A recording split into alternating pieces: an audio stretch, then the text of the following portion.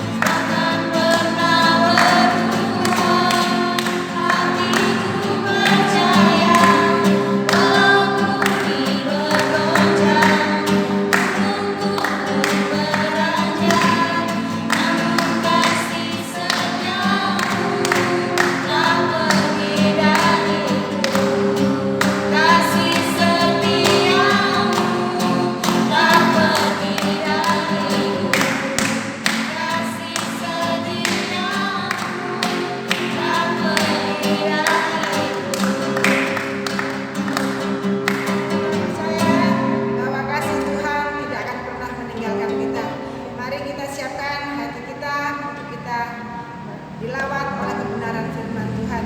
Kita mau angkat pujian. Firman-Mu berkata,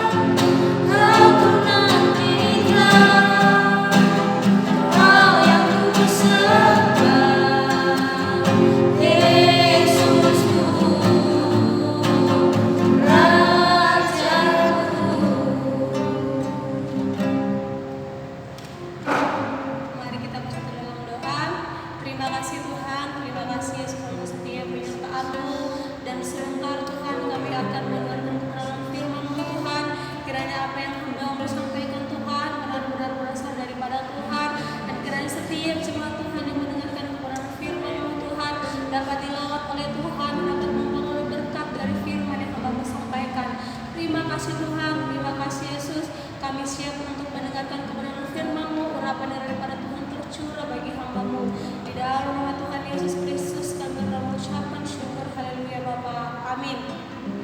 Shalom ibu-ibu yang dikasihi oleh Tuhan. Terima kasih untuk kesempatan yang telah diberikan kepada saya untuk menyampaikan firman Tuhan. Dan kita patut bersyukur atas kemurahan Tuhan dalam setiap kehidupan kita. Kita boleh ada sampai hari ini semua karena kemurahan Tuhan dalam kehidupan kita. Pada malam hari ini kita belajar di bawah satu topik atau satu tema, yaitu penguasaan diri. Kita akan baca dalam Amsal pasal 16 ayat yang ke-32. Amsal pasal 16 ayat yang ke-32, demikian firman Tuhan. Orang yang sabar melebihi seorang pahlawan, orang yang menguasai dirinya melebihi orang yang merebut kota. Jadi saudara-saudara yang terkasih, mungkin sudah pernah mendengarkan kebenaran firman Tuhan dari ayat ini. Dan saya percaya saya orang yang kesekian kali menyampaikan firman ini. Tetapi itu tergantung pribadi kita mengambil rema yang seperti apa. Di antara 9 buah roh, ada salah satunya di antaranya penguasaan diri atau menguasai diri. Menguasai diri artinya kemampuan seseorang mengontrol, mengatur, mengendalikan diri dalam berbagai situasi. Jadi saudara-saudara yang terkasih, ada banyak versi, ada banyak pengertian yang dapat kita ambil dari pengendalian diri. Bagaimana kita bisa mengekang diri kita, menahan diri kita dalam berbagai situasi yang ada pada saat ini. Terus pertanyaannya, mengapa kita harus mengendalikan diri? Apakah penting untuk mengendalikan diri bagi diri kita sendiri? Apakah faedahnya bagi setiap kita? Di sini saya akan menyampaikan beberapa poin mengapa kita harus menguasai diri. Yang pertama, menguasai diri supaya kita memperoleh karakter yang baik, supaya kita memperoleh karakter atau watak yang baik di hadapan Tuhan.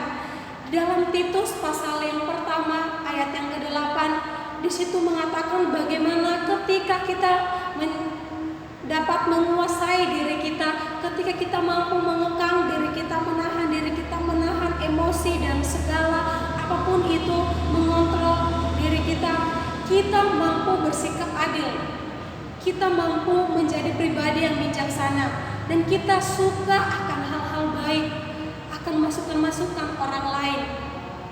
Dan ketika kita sudah dibentuk karakternya, watak kita sudah dibentuk dengan baik karena kita menguasai diri kita, dan kita juga mampu menasihati orang lain di sekitar kita. Di dalam Titus pasal 2 ayat yang ke-8 juga menyinggung bagaimana ketika kita sudah mampu menguasai diri kita, kita mampu menasihati orang lain. Bukan dalam artian kita mengkritik orang lain atau mengejek orang lain atau menjatuhkan orang lain, tetapi tidak. Tetapi di balik itu semua, di balik nasihat kita, ada hal positif yang dapat kita ambil dari setiap apa yang saudara-saudari kita sampaikan kepada kita. Jadi kita dapat mengendalikan diri kita dan hal itu dalam berbagai situasi apapun. Terus untuk apa sih kita menguasai diri kita?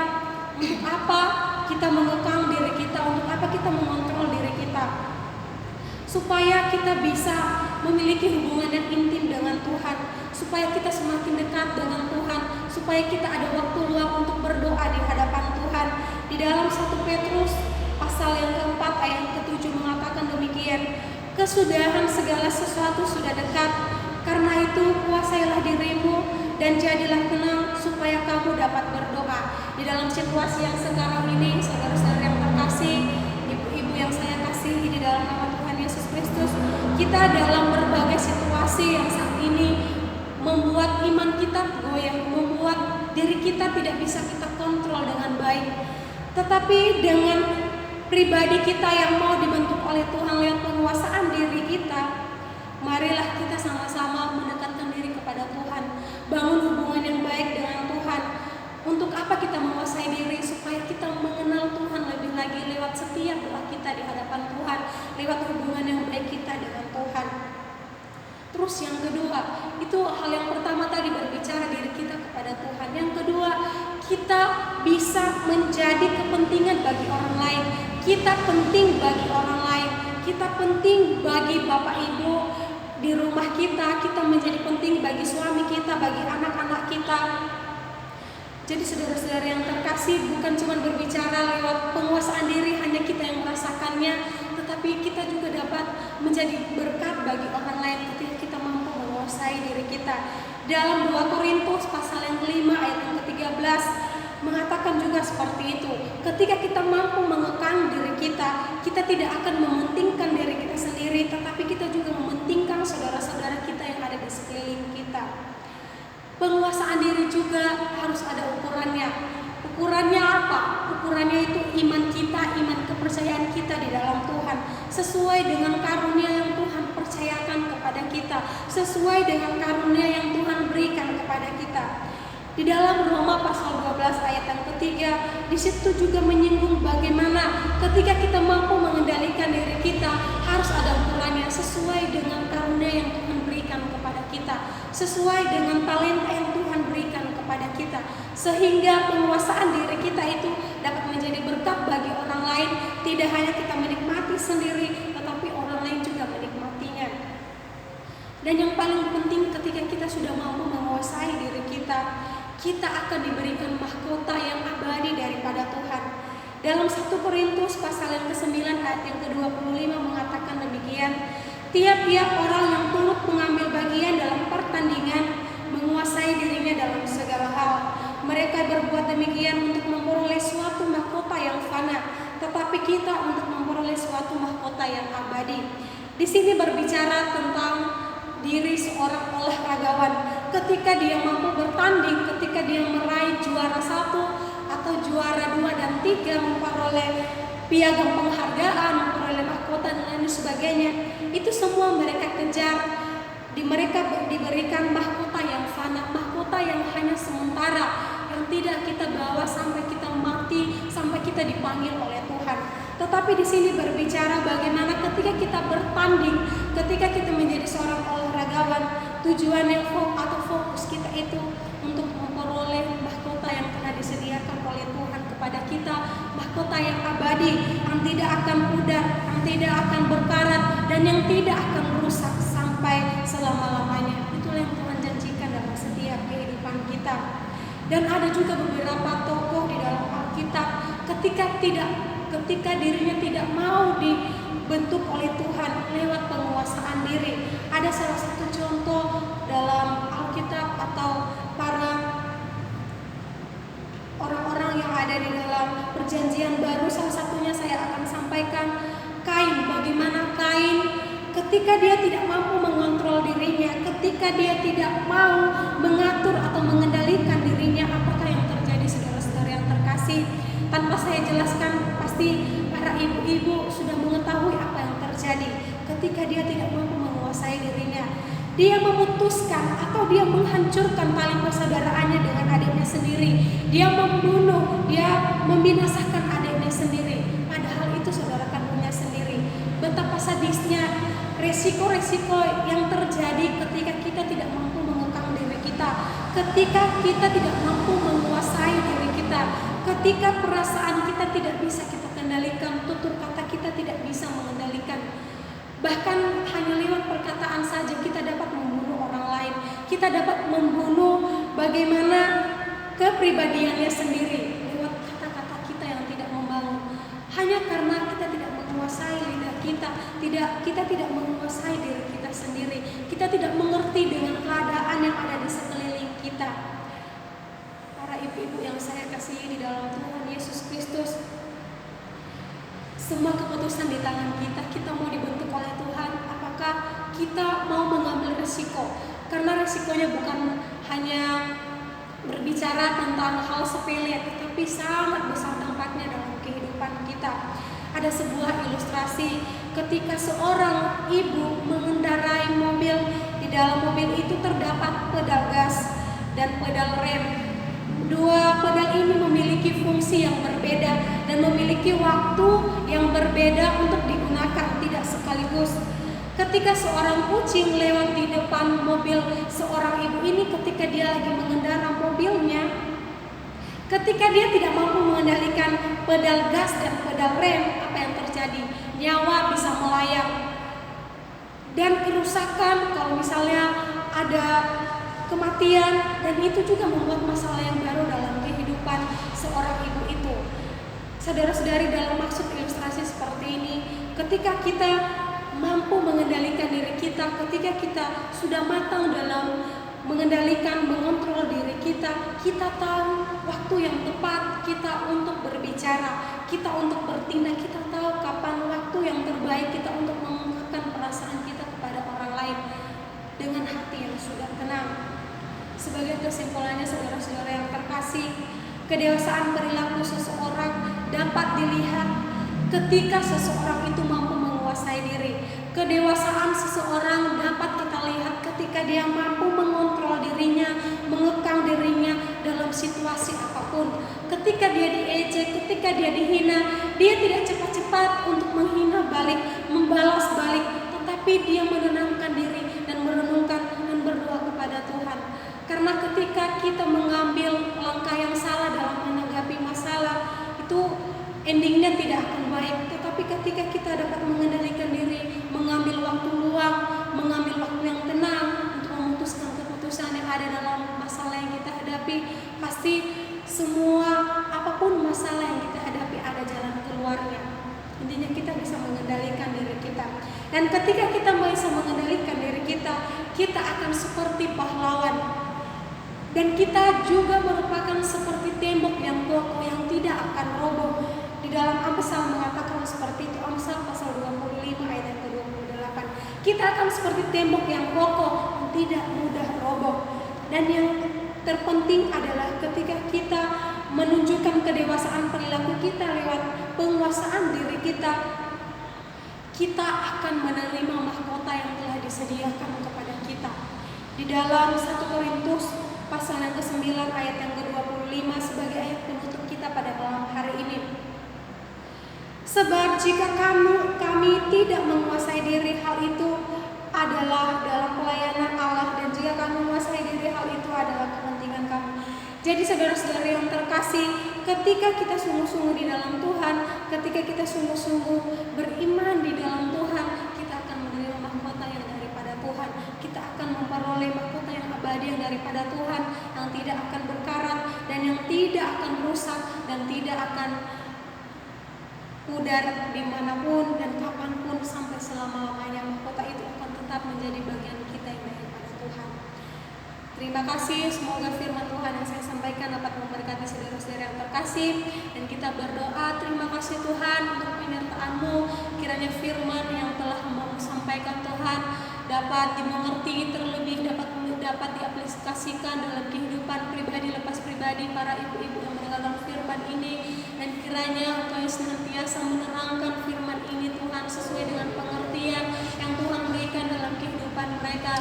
Kami percaya Tuhan dalam situasi yang sekarang ini iman kami akan semakin bertumbuh dan penguasaan diri akan menjadi milik bagian kami, sehingga mahkota yang abadi itu akan menjadi milik kami, dan kedewasaan dalam perilaku kami dapat dinikmati, dapat dirasakan oleh orang-orang di sekitar kami.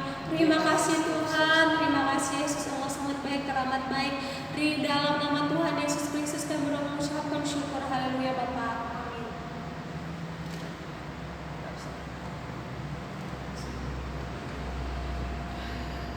Kita akan akhiri ibadah kita pada malam hari ini dengan doa. Ya Tuhan, kami berterima kasih kepada-Mu hari ini. Kami dapat beribadah kepada-Mu. Kami dapat memuji Tuhan, kami dapat menerima kebenaran firman-Mu. Mari Kau tanamkan dalam hati kami. Kau bekerja sesuai dengan kehendak-Mu. Roh Kudus menjamah setiap hati kami. Setiap kami yang mendengar firman-Mu diberkati oleh Tuhan.